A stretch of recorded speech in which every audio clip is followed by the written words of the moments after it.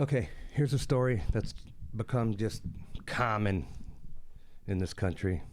Listen to this, guys. County. One man sentenced for killing a 6-year-old boy and gravely injuring his family nearly 10 years ago has just been released from prison. That's our top story at 4. I'm Conroy Delouche.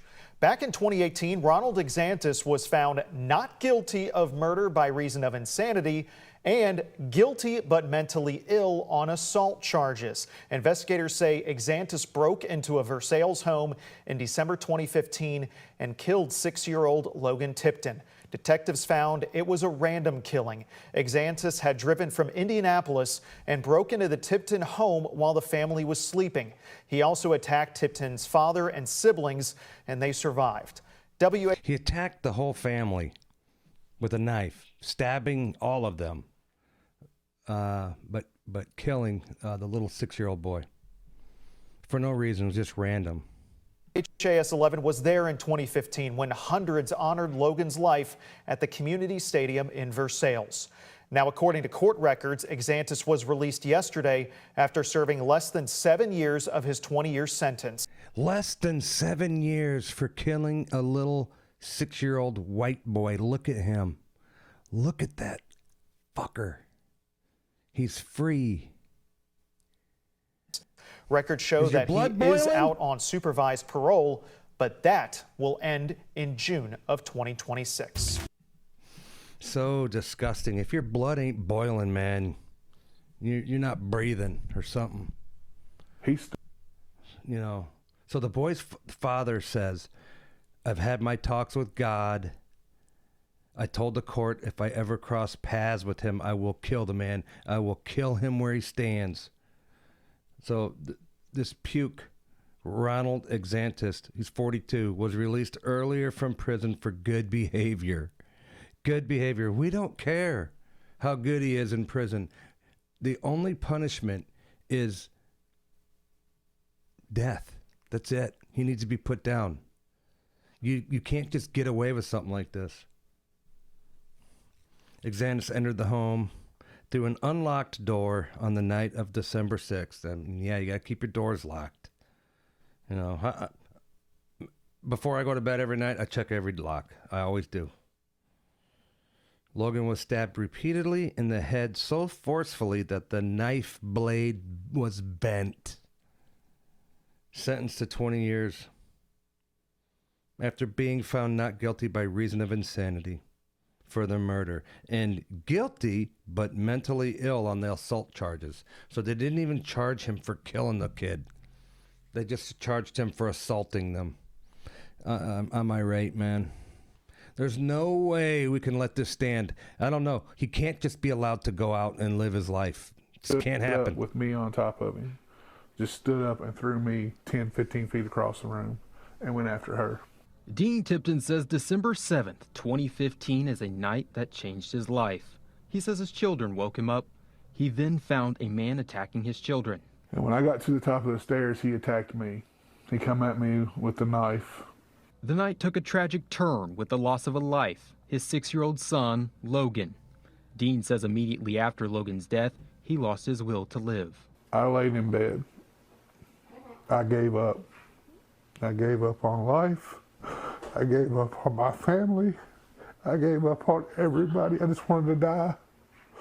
Can you imagine? I don't know how many of y'all got kids, but oh my God. And I don't know. This guy's out. He's out free, walking around.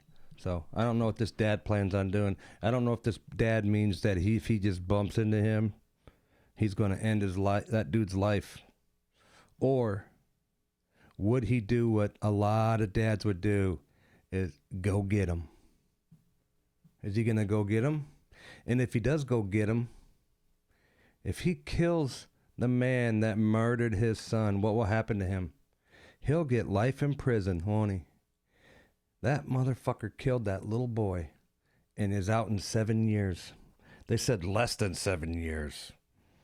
So did they let him out just because he's black and we feel sorry for black people and we got to tiptoe around the black people all the time? Is that what's going on? Seems like it, right? If that father goes out and ends that dude, he's going to prison for life. Guarantee it. There's no justice. That family has been victimized again by the so-called justice system. It's pretty disgusting. In the years since, the family has done their best to cope, but mentions they are mentally and emotionally scarred. And they are hurt that Ronald Exantis will no longer be behind bars. Everybody deserves a fighting chance to have justice for them, and it's not. I've had my talks with God, because I'm not afraid to tell you all. I told the court, if I ever cross paths with him, I will kill the man. I will kill him where he stands. And that's exactly what should happen. The government is supposed to do that for him. So I guess this is going to have to be the rise of vigilantes or something, because there's no justice. How many people do you hear, how many stories where somebody's got 50 felonies and they just got done killing somebody? Seems like it happens every other day. Every day. Black people complain about George Floyd. He was a criminal. He ate his own drugs and died. And black people use that as an excuse that white people were terrorizing them. It's quite the opposite, guys. Black people are George Floyding us every day. And we've been brainwashed into thinking, don't say anything or you'll be called a racist. We can't say anything. And these people are murdering us every day, and we don't say anything. I mean, doesn't this justify us having our own march? George Floyd style march for white people? They'll call us racist if we do it. 7% of the population is committing like 60% of all the murders. Black dudes. Held him so deep in my heart. And finally, he took his last breath, looked at me, and closed his eyes, and he was gone. Ronald Exantis traveled from Indianapolis to Versailles, walked into the Tiptons' home, and attacked the family in their sleep. Logan was killed, and his father and 2 sisters were injured. He snaps, and he just stands up with me sitting on top of him, and he throws me across the room. 10, 15 feet, he throws me across the room and goes after her. 3 years later, in 2018, Exantis was found not guilty of murder by reason of insanity, but convicted of assaulting other family members. And just this month... So he's too crazy to go to fucking jail for killing a 6-year-old little boy, but he's not too crazy to just release back into society? He's gonna kill another person. Watch, mark my words. Hopefully he ain't out long enough to do that. You know, so hopefully somebody gets him. October 1st, Exantis was released early from... Here's the thing. Take a good look at this dude. He said he's moving to Florida. So if you live in Florida like I do, memorize this dude's face. If you see him, get the hell away. ...prison for good behavior. It's infuriating that a 6-year-old was killed sleeping in his bed, and someone literally only did 10 years in prison, and he didn't even do the time for that. He did less. time for assault charges. It's just infuriating. But the family says it isn't just anger they're living with. It's fear. Me and my siblings, and even my mom and dad, from here on out, we have the burden of making sure that he doesn't come back. Those poor girls watched their little brother get murdered right in front of them, and the killer is just let out of jail. How much fear do you think they live in, knowing that dude's loose and could come back? They're traumatized forever. Her, he was going to kill every one of us. So now, I've got to be on extra guard to protect my kids, because I will not lose another one. Not like this. I laid in bed. I gave up. I gave up on life. Yeah. I gave up on my family. I gave up. That poor father, man. I can't imagine what he's going through. Yeah. I'm That's not the worst afraid to fear. tell you all. I told the court, if I ever cross paths with him, I will kill the man. I will He had to see his son get killed right in front of him. kill him where he stands. So this guy is the mayor. I just threw this in here so you guys could see. This is sort of the lefty thinking. And these lefty activist judges that let these criminals out, release them into the public so they can terrorize us. Get a gun, guys. It's time we start fighting back. I don't know what else to tell you. That poor little 6-year-old boy, what could he do? He can't fight back. System This is the mayor of Seattle. has had a disparate impact on black and brown communities. Let me lead with that. So when this person is committing 6 or 7 crimes, I don't know his or her story. Maybe they were abused as a child. Maybe they're hungry. He's worried about the criminals, feeling bad for the criminals. Why are they criminals? Must be Whitey's fault. So my remedy is to find their life story to see how we could help first. I have no desire to put them in jail. He had no desire to put them in jail, no matter how many felonies they have. But I need to protect you, and that's the calibration. Yeah. So during the trial, this is friends and family of the poor boy that was slaughtered by that fucking ape.